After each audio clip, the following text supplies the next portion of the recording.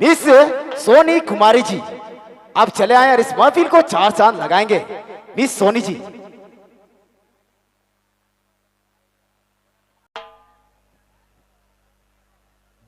और हमारे कर बीच में थाना प्रभारी, नगरी थाना प्रभारी के प्रशासन जी पहुंच चुके हैं। उनको भी इस कार्यक्रम में तहे दिल से धन्यवाद करूंगा। अच्छा चलिए, तो चलो हमारे कर बीच में एक ऐसा कलाकार जे जोड़े वाला है जे कि झारखंड में, उड़ीसा, बंगाल, छत्तीसगढ़ में धूम मचा रखी। वैसे नाम वैसे आवाज, जिनकी हर पसंद वाली गीतों को आप सुनना पसंद करते हैं, झूमना पसंद करते हैं। वैसे नाम वैसे आवाज, झारखंड के चाहती कलाकार मिस सोनी कुमारी जी आप चले यार इस कार्यक्रम को फिर से आगे बढ़ाएंगे। कहते हैं दोस्तों, हाय रे तोर गुलाबी साड़ी बड़ी धाकर दिसेला, मोके पगला दीवाना करेला। हाय रे तोर गुलाबी साड़ी बड़ी धाकर दिसेला, मोके पगला दीवाना करेला। अरे नगरी कर मेन रोड में चलेला तो दिल के घायल करेला। करब शुरुआत अपने मन पसंद वाली गीतों को मिस सोनी कुमारी जी के नाम पे एक बार मीठी मीठी ताली हो जाए भाई लोग।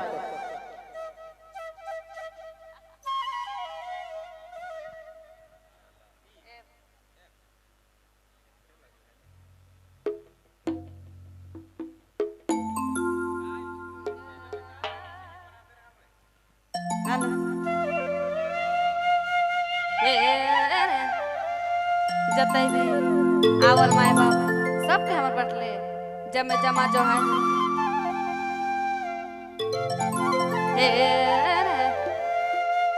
हीरा मला झूमन संगे सीता सुंदरी रामा निकल लाई बनावत हाय बनावत कांड करना बिछे बने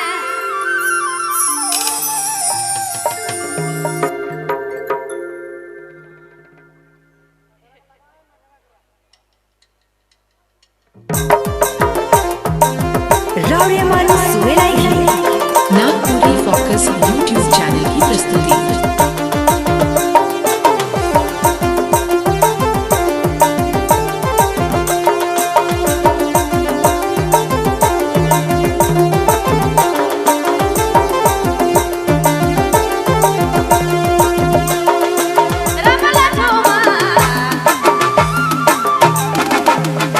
रामला झूमन संगे सीता सुंदरी